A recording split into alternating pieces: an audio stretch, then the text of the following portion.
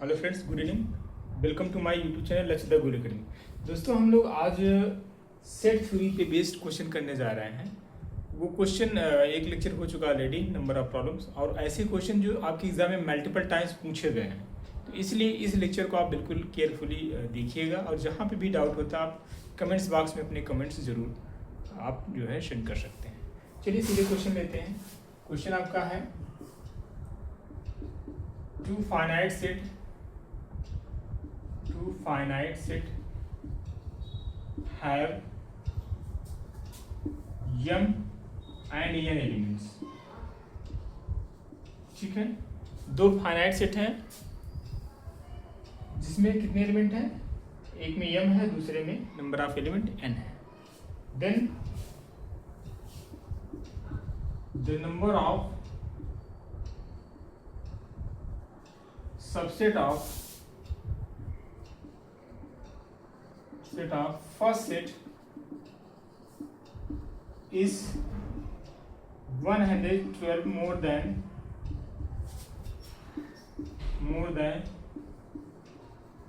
that of second set।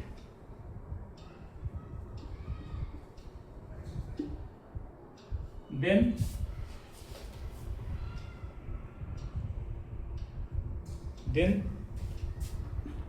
the value of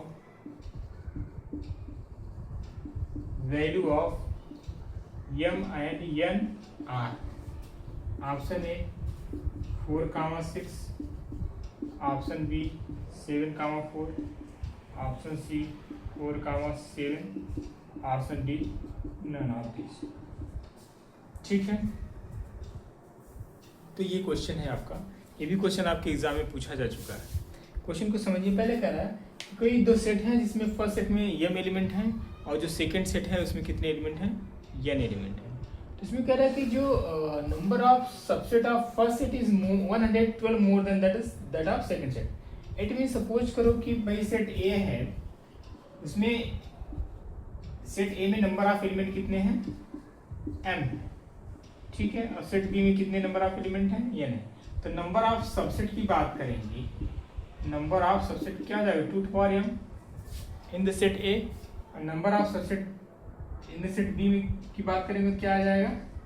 number of subset 2 to power n होगा। तो जो condition है question में वो क्या कह रहा है? The number of subset of first set is 112 more than that of second set. It mean 2 to power m equals to 112 plus 2 to power n। क्यों? यही तो इसका मतलब हुआ। तो हमें एक्चुअली चाहिए क्या? m और n की वैल्यू चाहिए। क्या चाहिए? m और n की वैल्यू। तो दो तरीका है, या तो आप ऑप्शन से उठा के इस पे आप सब्स्टिट्यूट कर दीजिए या इसको सॉल्व कर लीजिए। तो ज़्यादा इजी आपके लिए क्या है, यहाँ पे ऑप्शन ऑलरेडी हैं, m और n की वैल्यू पे यहाँ पे रख देते हैं। यदि हम ऑप्शन ए की बात करें तो m यानी पहले m है तो m की वैल्यू होगी, और a सेकेंड वाला क्या होगा? वैल्यू किसकी? n की होगी। m के प्लेस में हम क्या रखें? 2 to power 4 रखें, और यहाँ पे 112 प्लस 2 to power n यानी 2 to power क्या लिखें? 6 लिखें। अब इसको चेक करें तो 2 2 जा 4, 2 जा 8, 2 जा 16, तो पॉसिबल ही नहीं है। दिख रहा है 112 काफ़ी ज़्यादा है, ये हो नहीं सकता। ठीक है, ऑप्शन बी पे आ जाते हैं। तो 2 to power m के प्लेस पे क्या रखें? 7 रखें, और यहाँ पे 112 है प्लस 2 to power क्या है? n की वैल्यू प्लस 4 रखो। तो यानी 2 to power 7 क्या हो जाएगा? 2 into 2 into 2, how many times? 7 times।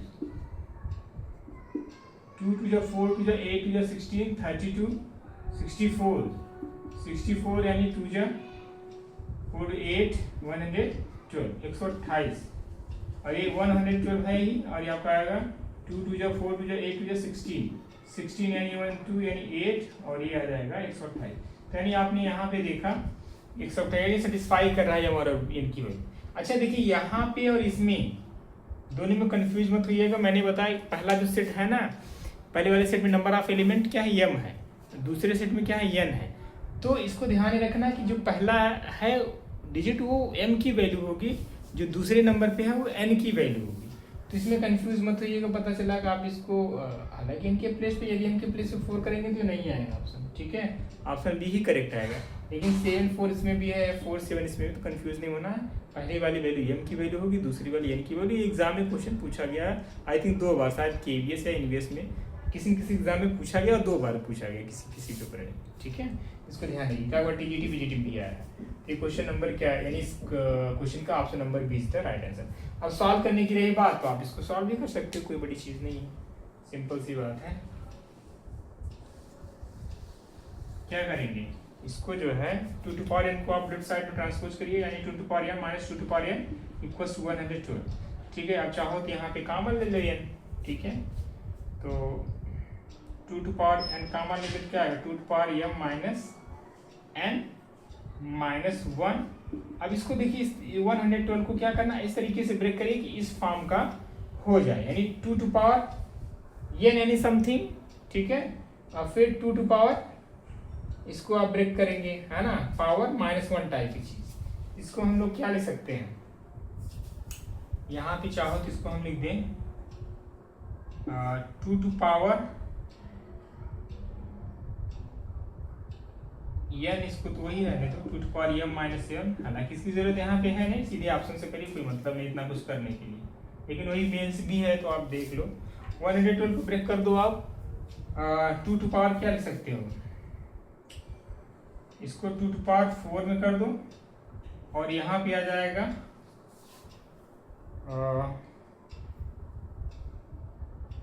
अब इसको थोड़ा सा एडजस्ट करना पड़ेगा 112 को, तो इसको हम लिख देंगे जो है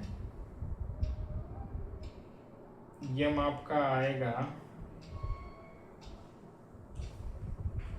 2 टू पावर, इसको जो है यानी 2 टू जब 4 टू 16 ये हो जाएगा, इंटू 112 को ब्रेक करना है, -1 यहाँ पे कर देना है, और 2 टू पावर यहाँ पे क्या लाना है, समथिंग लाना है।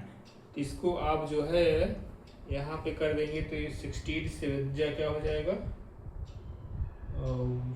आपका, इसको आप कुछ इस तरीके से लिखिए 2 टू पावर 4, ये इसको आप 2 टू पावर 3 लिख दो, एंड 2 टू 6 -1 कर दो, ठीक है, हाँ ठीक है, तो 16 इंटू 7 आपका आ जाएगा 112, ठीक है।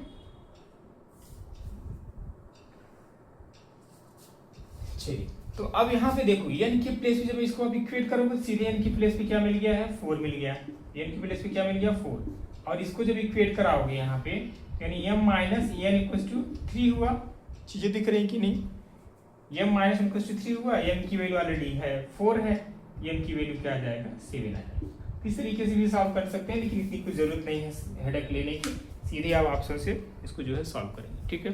अगला क्वेश्चन लेते हैं,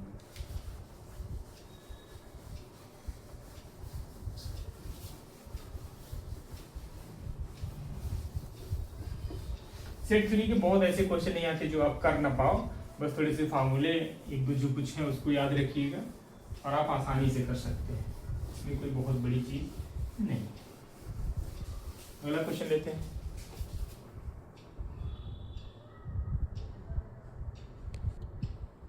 इस क्वेश्चन में देखिए सिंपल क्वेश्चन है, करा in a class of 60 student 20 play cricket and 20 student play tennis and 10 student play both the game, then the total number of student who play neither is, ठीक है, यानी आपको ऐसे बच्चों का संख्या बताना जो बिल्कुल कुछ भी ना खेल, ना ही क्रिकेट खेल रहे हैं ना ही टेनिस खेल रहे हैं। तो सिंपल सी बात है, यानी एक्चुअली इसमें पूछा क्या जा रहा है, इसमें पूछा जा, मान लेते हैं let C be the set of those student who play cricket, ठीक है, तो क्रिकेट खेलने वाले कितने हैं भाई 25, और मान लो टेनिस, इसको टी को हमने मानते हैं सेट ऑफ दो student who play tennis, tennis कितना खेल रहे हैं 20 स्टूडेंट खेल रहे हैं, ठीक है।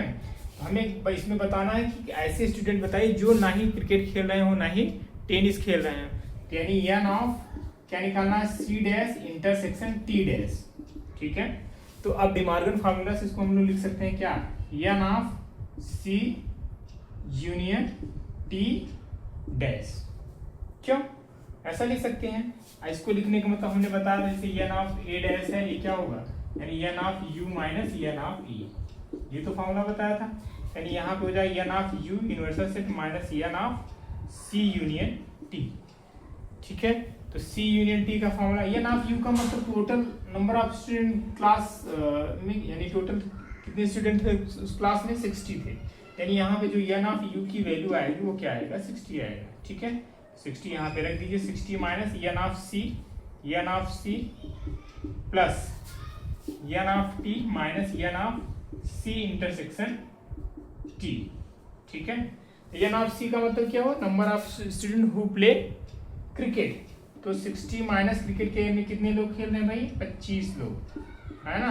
और टेनिस कितने लोग खेल रहे हैं, 20 लोग। अच्छा, जो टेनिस और क्रिकेट दोनों खेल रहे हैं उसमें कितने लोग हैं, 10 लोग। ठीक है, 10। इसको सिंप्लीफाई कर लीजिए तो क्या आएगा, 60, इधर लिख देना, 60 माइनस 10 यहाँ यानी 35 मीन्स जो है आपको यहाँ से मिल जाएगा 5 और 5 to 25, यानी इसका जो करेक्ट जवाब होगा 25, यानी option number 20 the right answer. ठीक है, अगला क्वेश्चन लेते हैं इसी टाइप का, कुछ मिलता जुलता।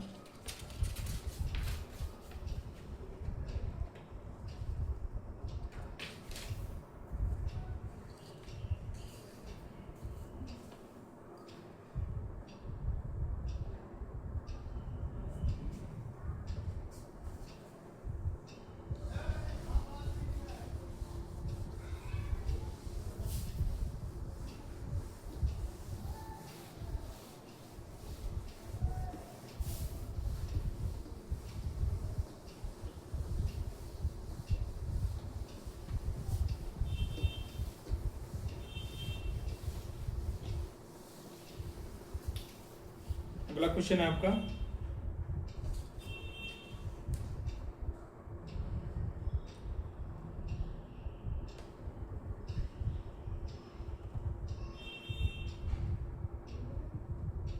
in a town of 840 person,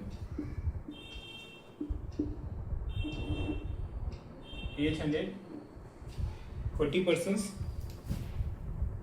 450 persons read Hindi newspaper, 450 person read Hindi and 350 person read English. Read English.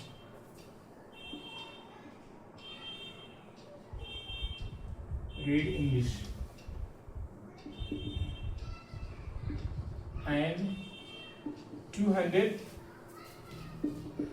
read both. 200 ऐसे लोग हैं जो दोनों पढ़ रहे हैं, यानी इंग्लिश भी और हिंदी भी। Then the number of person who read neither is. Then the number of person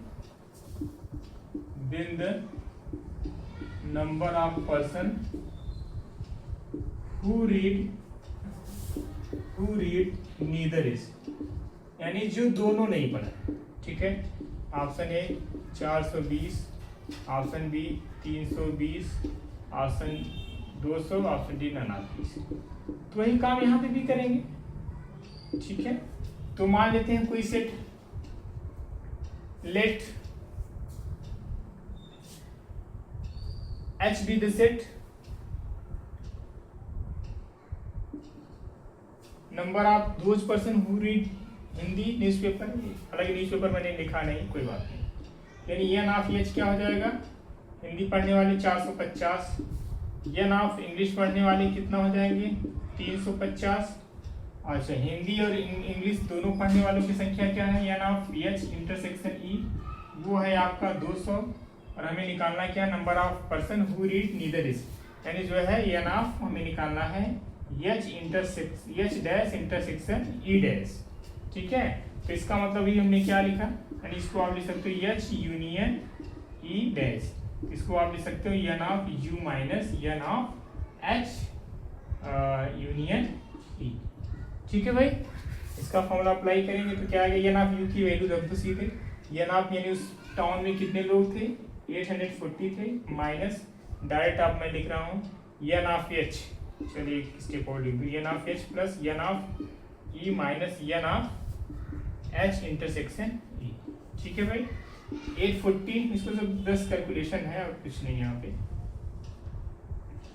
840 minus N of H की वैल्यू आपको, यानी हिंदी पढ़ने वालों लोगों की संख्या क्या है 450, इंग्लिश पढ़ने वालों की संख्या क्या है 350, हिंदी और इंग्लिश दोनों पढ़ने वालों की संख्या कितना है 200। इसको आप सिंप्लीफाई करेंगे तो 840 माइनस 250 यहाँ से हुआ, यानी जो है 550। 550 सिंप्लीफाई कर लो यार, कितना आ जाएगा आपका 0 9 290 कोई नहीं, ऑप्शन नंबर डी से आएगा। ठीक है, ये अगला क्वेश्चन।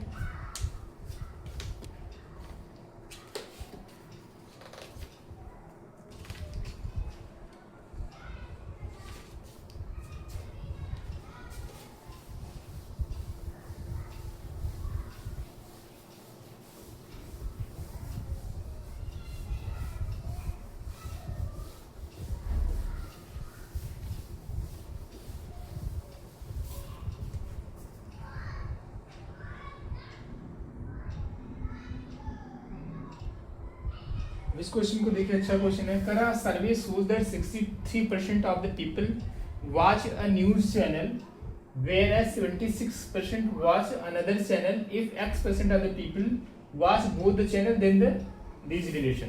यानी सिंपल सा ये है कि मान लीजिए नंबर ऑफ पॉपुलेशन है, जहाँ पे परसेंटेज की बात आती है तो हम लोग अक्सर 100 की बात करते हैं। Let total population be, total population कितना है 100। ठीक है, अब मान लेते हैं कि लेट एक कोई C1 सेट है। ठीक है, C1 सेट है, क्या है, ऐसे लोगों का सेट है जिसमें वो फर्स्ट चैनल को देख रहे हैं। ठीक है, तो फर्स्ट टाइप का चैनल देखने के लिए कितने परसेंट है 63%। ठीक, C2 जो आपका अनदर चैनल है उसको देखने वाले कितने हैं भाई 73%। ठीक है, और X% ऐसे हैं जो दोनों टाइप के चैनल को क्या कर रहे हैं, देख रहे हैं।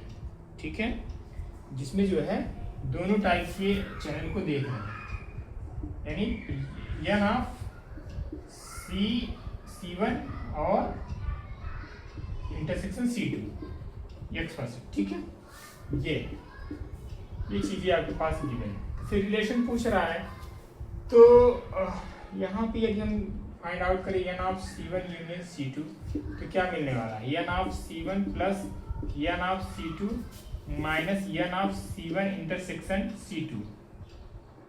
ठीक है भाई, क्लियर है। तो एन ऑफ C1 आपको दिया है 63, एन ऑफ C2 73 है, और N of C1 intersection C2 क्या है X। इसको सॉल्व कर लो तो आपको मिल जाएगा 6 और 13 136 माइनस X। क्यों भाई, यही तो मिलेगा। अच्छा, यहाँ पे एक चीज ये समझने वाली बात है कि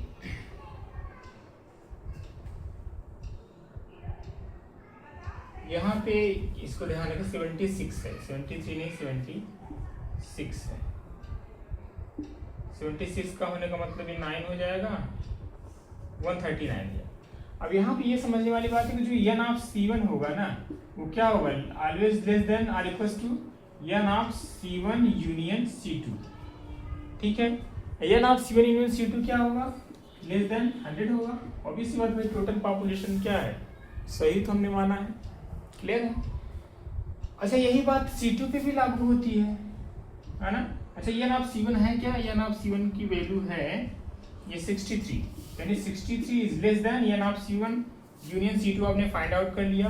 139 minus X is less than 100। ठीक है, यहाँ पे थोड़ा सा इनइक्वालिटी का कॉन्सेप्ट आ रहा है, कोई दिक्कत आ नहीं, आप इसको देख लीजिए। नेक्स्ट वाली क्लास में हम जो है इनइक्वालिटी का एक लेक्चर ले लेंगे, वहाँ पे सारी चीज़ें जो है इनइक्वालिटी को कैसे सॉल्व करते हैं हम लोग, वहाँ पे हम लोग जो है डिस्कस कर लेंगे। ठीक है, अब यही केस जो है C2 के साथ में हम लोग लेंगे। ठीक है, यानी क्या मिलने वाला है, N of C2 is less than और equal to N of C1 union C2 is less than 100। N of C2 की वैल्यू कितना है ये है यानी 76, तो 76 इज लेस देन, ये आज पाया था 139 minus x is less than 100। ठीक है, अब इसको चाहो तो थोड़ा सिंप्लीफाई कर लो तो आपको एग्जैक्ट रिजल्ट मिल जाएगा। ठीक है,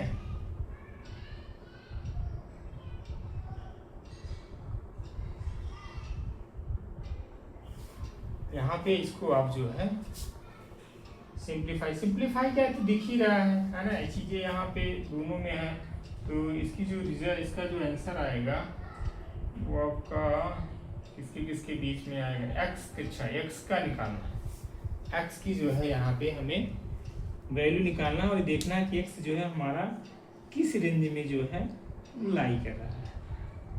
ठीक है, एक्स हमारा किस रेंज में लाई कर रहा है, इसको जो है सॉल्व कर लेंगे यहाँ से। इसको मान चाहे फर्स्ट मान लो, थोड़ा सा सॉल्व कर लेते हैं, इसको मान लो सेकेंड। तो 63 is less than 139 minus x is less than 100। तो यहाँ पे इधर भी 139 लाते हैं, यानी 63 माइनस 139 से ऑपरेट करते हैं, 139 से ये 0 हो जाएगा, यानी minus x is less then, यहाँ पे भी 100 माइनस 139 करो।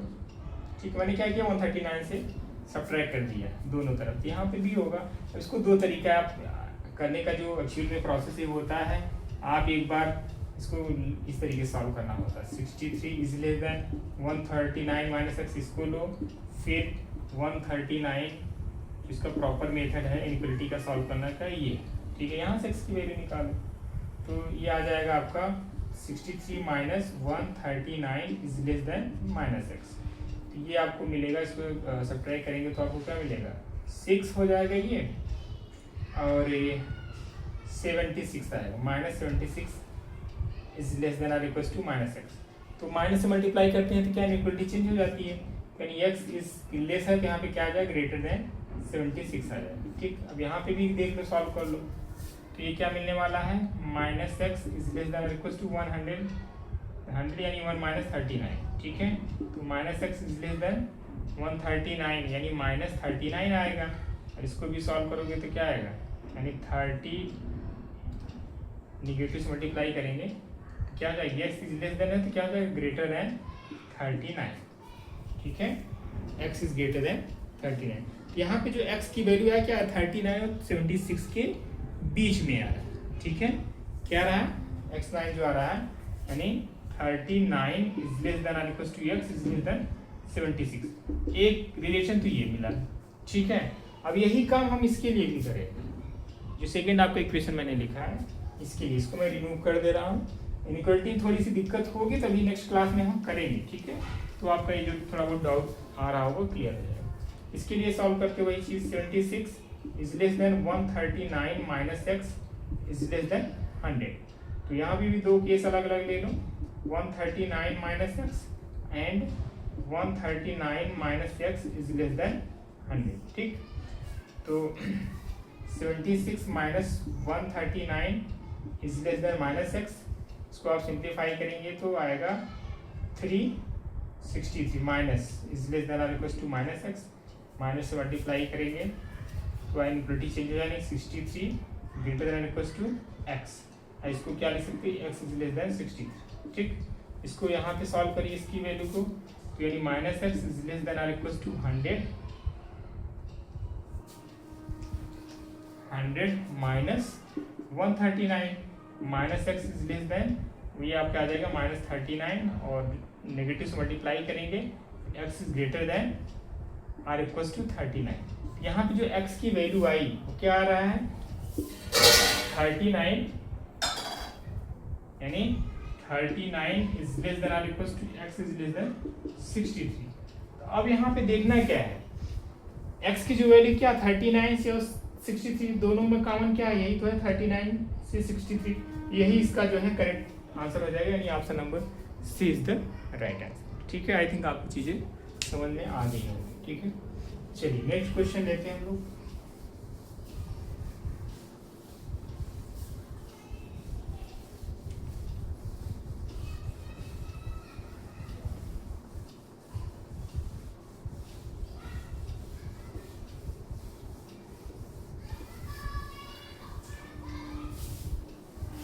अगला क्वेश्चन आपका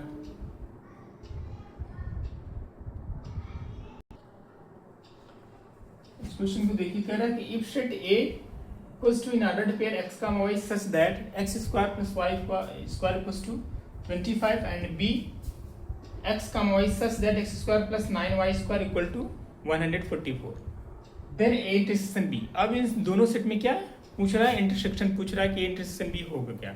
अब देखा जाए तो जो पहला कर्व है ये क्या है, आपका सर्कल का इक्वेशन है, जो दूसरा है वो आपका क्या है, एलिप्स है।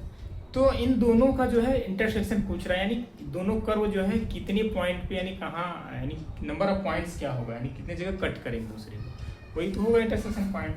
तो इसको हम लोग कुछ इस तरीके से यानी ग्राफिकल अप्रोच अपनाते हैं, उसके हेल्प से सॉल्व करते हैं। तो ये एक्चुअली सर्कल है, equation of circle passing through the origin, origin से पास करने वाला क्या है, ये सर्कल, ठीक है। एक्स एक्सिस वाई एक्सिस, यानी इसका इक्वेशन आपको मिल गया एक्स स्क्वायर, ये किसका इक्वेशन है, x square plus y square equals to 25। 25 का मतलब क्या होगा, यानी इसको 5 का स्क्वायर लिख सकते हो, 5 के स्क्वायर का लिखने का मतलब ये हुआ इसका जो रेडियस होगा वो क्या होगा, 5 होगा, यानी यहाँ से यहाँ तक का जो डिस्टेंस होगा क्या होगा, ये 5, ठीक है। फिर एलिप्स भी है, एलिप्स क्या है, x square plus 9y square equals to 144। इसको जो है इस फॉर्म में कन्वर्ट कर लीजिए, यानी x square upon A square plus y square upon B square equals to 1, किसका इक्वेशन होता है, एलिप्स का इक्वेशन होता है। इसको इस फॉर्म में कन्वर्ट करने का मतलब यह है कि एक्स 144 से डिवाइड करेंगे, 144 प्लस वाई स्क्वायर और 9 से करेंगे तो क्या आएगा, यानी जो है 9 अपान 144 और यहाँ पे आ जाएगा 1। तो 144 को यानी इसको ए स्क्वायर और बी स्क्वायर के फॉर्म में लिखना है, ठीक है। क्या लिखना है, ए स्क्वायर यानी एक्स स्क्वायर अपान ए square, Y square upon B square के फॉर्म में लिखना है। इसको लिखते हैं, यानी आपका आ जाएगा, इसको लिख सकते हैं एक्स स्क्वायर अपान 12 का whole square plus y square upon, ये क्या हो जाएगा, यानी 16 हाँ ठीक है 16 आएगा। तो 16 को इसको हम लिख सकते हैं 4 का स्क्वायर, क्यों भाई, यही तो आएगा। तो इससे ये पता चल जाएगा कि ए की वैल्यू 4 हो गई और बी की वैल्यू क्या है, ए की वैल्यू 4 और बी की वैल्यू, सॉरी ए की वैल्यू 12 और बी की वैल्यू क्या हो गया, 4। तो ए की वैल्यू 12 और बी की वैल्यू 4, 12 कहीं इधर आएगा है ना यहाँ पे, और 4 कहीं यहाँ पे, इस तरीके से बनेगा इसका जो, ठीक है, कुछ ऐसा बनेगा एलिप्स का कर्व, कुछ इस तरीके से बनेगा। थोड़ा सा इधर ज्यादा हो गया क्या, चलिए इसको आप मान के चलेंगे कि एलिप्स है।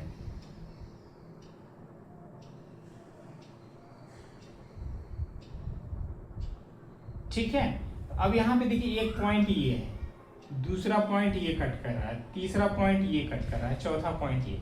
तो नंबर ऑफ पॉइंट क्या होंगे दोनों कर्व का, दोनों कर्व कितनी जगह कट कर रहे हैं, 1 2 3 4। इसका जो इंटरसेक्शन भी होगा क्या होगा, कितने पॉइंट्स कंटेन कर रहा है, यानी 4 पॉइंट, यानी ऑप्शन नंबर क्या होगा, सी इज द राइट आंसर। तो कभी कभी होता है क्या, कुछ किसी भी क्वेश्चन में जहाँ पे आपको चीजें कॉम्प्लेक्स, अब इसको थोड़ा सा करना जिसका एक्चुअल मेथड है उसको उस तरीके से करेंगे तो काफ़ी दिक्कत करेगा। लेकिन यदि आप ग्राफिकल अप्रोच का यूज़ करते हैं तो विद इन 1 सेकेंड में देखते ही आपको पता चल जा रहा है कि इन दोनों कर्व का जो है कितने इंटरसेक्शन पॉइंट होंगे। ठीक है, तो हमेशा ये ध्यान रखना होता है कि क्वेश्चन का जो है उसका फॉर्मेट किस टाइप का है, उसका यानी किस मेथड से करने से हमारा जो है क्वेश्चन इजीली सॉल्व होगा। तो आपके ब्रेन बिल्कुल खुले होने चाहिए और संतुलित होने चाहिए।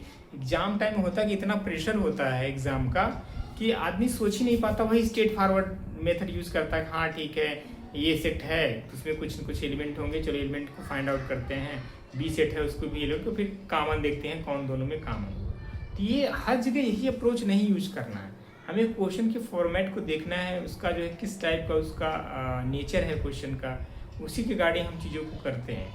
ढेर सारे क्वेश्चन अभी हम लोग फंक्शन की बात करेंगे जहाँ 1 1 और 2 को जो है ग्राफिकल अप्रोच से करना बहुत ही आसान हो जाता है ना। तो ये सारी चीज़ों को हम लोगों को सीखना और उसी पे हम लोगों को काम करने की ज़रूरत है। पहला फोकस हमारा जो है प्री को क्वालिफाई करना। प्री क्वालिफाई करते हैं मान लीजिए आपके 90% जो है चांसेस सिलेक्शन की बढ़ जाते हैं, ठीक है, क्योंकि जीआईसी में क्या और लिट्टी में क्या लोचा है सबसे ज़्यादा। प्री मैथमेटिक्स की मैं बात कर रहा हूँ पर्टिकुलर। मैथमेटिक्स में पिछली बार क्या हुआ था, कट ऑफ ही नहीं हुई, नहीं 40% नहीं आया था, इस वजह से सीटें खाली चली गई। तो 40% कम से कम इसको तो बनाना है, इसके लिए आपको जो है सारे मेथड सीखने होंगे, ठीक है। चलिए तो आज की क्लास को यहीं पे रोकते हैं और ये क्लास कंप्लीट होती है सेट की। तो रिलेशन क्लियर हो गया, सेट क्लियर हो गया। अभी फंक्शन पे आने से पहले एक क्लास में इनइक्वलिटी की लेना चाहूँगा, क्योंकि इनइक्वलिटी जब फंक्शन पढ़ाएंगे वहाँ पे हम डोमेन रेंज की बात करेंगे। डोमेन रेंज से ऐसा कोई एग्जाम नहीं होगा जहाँ पे क्वेश्चन नहीं आते डोमेन रेंज के। तो डोमेन और रेंज के क्वेश्चन को सॉल्व करने के लिए हमें इनइक्वलिटी को सॉल्व करना आपको आना चाहिए। जब तक आप इनइक्वलिटी को सॉल्व करना नहीं सीखे रहेंगे आप डोमेन और रेंज के क्वेश्चन को नहीं कर सकते। और डोमेन रेंज में जितने भी टाइप्स हैं फंक्शन के, है ना, हर फंक्शन यानी modulus function, greatest integer function और रेशनल फंक्शन, जितने भी आप जानते हैं, exponential function, trigonometrical function, inverse trigonometrical function, सारे टाइप्स के फंक्शन की बात करेंगे। सबकी डोमेन रेंज निकालना, हर जगह मुझे इनइक्वलिटी की जरूरत पड़ेगी, ठीक है। तो अगली वाली क्लास में हम लोग क्या पढ़ेंगे, इनइक्वलिटी पढ़ेंगे। एक ही क्लास में हो जाएगा, एक क्लास आपके लिए इनइक्वलिटी के लिए सफिशिएंट होगा, ठीक है। इसमें हम लोग पढ़ेंगे क्या, इनइक्वलिटी को सॉल्व कैसे करते हैं, और एक मेथड पढ़ेंगे जो साइन कन्वेंशन या जिसको आप दूसरा मेथड बेबी कर्व मेथड है, उसको हम लोग वहाँ पे पढ़ेंगे, सो दैट आप जो है डोमेन रेंज के क्वेश्चन को आसानी से समझ पाएँ, ठीक है। तो अगली वाली क्लास में मिलते हैं, आज के लिए इतना ही, थैंक यू।